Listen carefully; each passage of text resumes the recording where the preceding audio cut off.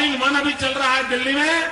Foreign minister Pranab Mukherjee, finance minister Pranab Mukherjee, प्रधानमंत्री in charge Pranab Mukherjee, सारे charge Pranab Mukherjee. दोस्तों, ये छोटी सी वीडियो जो आप लोगों ने सुनी है, ये यहाँ पर एक ऐसी पर्सनैलिटी के बारे में बताती है जो कि एक मल्टी टैलेंटेड पर्सनैलिटी थे। तो मल्टी टैलेंटेड वर्ड अगर आप लोग कहीं पर सटीक बैठा सकते हैं तो वो है यहाँ पर हमारी कंट्री के फॉर्मर प्रेसिडेंट प्रणब मुखर्जी जी के ऊपर। अभी ये हमारे बीच में नहीं रहे, आज ही इनकी डेथ हुई है। और जब मैं आप लोगों से मॉर्निंग में ये लेक्चर डिस्कस कर रहा था, हमारा जो करंट अफेयर वाला लेक्चर है, उसमें मैंने आप लोगों से एक वर्ड यूज किया था यहाँ पर, हीमोडायनेमिकली स्टेबल। जब हीमोडायनेमिकली स्टेबल और यहाँ पर डीप कोमा वर्ड मैंने यूज किया था, तभी मुझे कहीं ना कहीं ये फीलिंग आ रही थी कि मैंने कहा इंसान जो है उसको मशीन के सहारे जिंदा रखा जा रहा है, यानी कि सांस जो है वो मशीन के सहारे आ रहे हैं। अब इंसान के अंदर जो बेसिकली वो नहीं कहते कि एक तरीके से जो जान बची हुई है वो बस खत्म होने के कगार पर है। ये हीमोडायनेमिकली स्टेबल का मतलब कि ब्लड प्रेशर, हार्ट बीट और पल्स रेट जो है वो स्टेबल और नॉर्मल बना हुआ है। बाकी लंग इन्फेक्शन और एक तरीके से रेटिनल डिसफंक्शन आप लोगों को इनकी बॉडी में देखने को मिला। बाकी इसी के साथ में यहाँ पर कई सारे जो मीडिया हाउसेज हैं वो ये भी क्लेम कर रहे हैं कि इनको जो कोविड-19 के सिम्टम्स भी इनकी बॉडी में पाए गए हैं। तो एक शानदार पर्सनैलिटी अब हमारे बीच में नहीं रही। 13th प्रेसिडेंट ऑफ इंडिया 2012 से लेके 2017 तक ये हमारी कंट्री के प्रेसिडेंट रहे। और जैसे कि अभी यहाँ पर जो छोटी सी वीडियो मैंने आप लोगों को दिखाई, इसमें बताया गया है अलग अलग टाइम पर अलग अलग ओहदे पर ये हमारी कंट्री में इनके द्वारा अपने रोल प्ले किए गए हैं। इनका जो पॉलिटिकल कैरियर है 1969 में स्टार्ट किया गया था, जब हमारी कंट्री में प्राइम मिनिस्टर इंदिरा गांधी जी हमारी कंट्री की प्राइम मिनिस्टर थी। राज्यसभा के लिए इनको यहाँ पर इलेक्ट किया गया था। आगे चलकर फिर इन्होंने पीछे मुड़कर नहीं देखा, जिस तरीके से आगे बढ़ते रहे, फाइनेंस मिनिस्टर की पोस्ट पर भी रहे, लीडर ऑफ हाउस की पोस्ट पर भी रहे।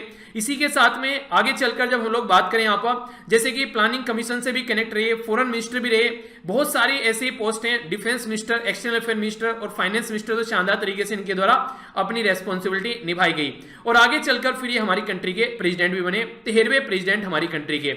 और एक इंटरेस्टिंग फैक्ट जो इनके बारे में है, जून 2018 में इनके द्वारा फर्स्ट फॉर्मर प्रेसिडेंट बने यहाँ पर, जिनके द्वारा आरएस के एक इवेंट में जाकर इनके द्वारा स्पीच दिया गया। नॉर्मली कांग्रेस से कनेक्ट थे पर लेकिन उस इवेंट में जाकर भी इन्होंने ये दिखा दिया कि ये एक पॉलिटिकल न्यूट्रलिटी भी रखते हैं, यानी कि ऐसा नहीं है कि पर्टिकुलर पार्टी से कनेक्ट हैं तो उसी पार्टी की विचारधारा में अपने आप को ढालेंगे। ये एक इंडिविजुअल पर्सनैलिटी के तौर पर भी हमेशा अपने विचार प्रस्तुत करने वाली पर्सनैलिटी थे। जब मैं यहाँ पर बात करता हूँ प्रणब मुखर्जी जी की, तो बिल्कुल उसी तरीके से आप लोग कुछ कुछ देख सकते हैं इनको कंपेयर करके। जैसे जब बीजेपी में आप लोग बात करेंगे अटल बिहारी वाजपेयी जी के बारे में, तो उसी कैटेगरी की पर्सनैलिटी लगभग आप लोग बोल सकते हैं। हालांकि दोनों इंडिविजुअल अपनी जगह अलग अलग पर्सनैलिटी रखते हैं, पर फिर भी कहीं ना कहीं एक तरीके से एक इस तरीके की झलक मुझे कहीं ना कहीं हल्की देखने को मिलती है। अटल बिहारी जी वाजपेयी अलग है। अब दोनों को आप लोग एक कंट्रोवर्शियल उसमें मत बना देना कि दोनों को कैसे कंपेयर कर दिया। मैं बस एक छोटा सा एक झलक के तौर पर यहाँ पर एक दूसरे से कंपेयर करने की सोच रहा हूँ, जिस तरीके से कि हाँ, इंडिपेंडेंट थॉट रखने वाली पर्सनैलिटी थे, वो पॉलिटिकल पार्टी से बंधे हुए नहीं थे। तो यही कुछ इनके बारे में जो बातें यहाँ पर आप लोगों से शेयर करनी थी। और एकदम मुझे याद आया, जब भी मैंने यहाँ पर ये लिखा तो एक बच्चे के द्वारा भी कमेंट किया गया कि सर जब आप ये बढ़ा रहे थे उसी टाइम लग रहा था कि इनके पास में बहुत कम टाइम बचा हुआ है, और जैसा कि अभी ये टाइम जो है वो इनका कंप्लीट हो चुका है। कोई नहीं, टाइम कंप्लीट हुआ है, वैसे ही हमारे बीच में से गए, पर लेकिन बहुत सारी ऐसी सीख होती है पर्सनैलिटी की जो छोड़कर चला जाता है। तो ये कुछ ऐसी पर्सनैलिटी है जो हमेशा हमारे बीच में जीवित रहती हैं। क्या क्या चीजें इनके द्वारा सिखा के गए सोसाइटी को, वो चीजें हम लोग को फॉलो करने से बोलते नहीं है कि गांधी जी चले गए हैं, पर गांधी जी आज के डेट में भी हम लोग उनके बारे में पढ़ते हैं, उनके जो भी द्वारा पाथ दिखाए गए हैं उनको हम लोग फॉलो करते हैं।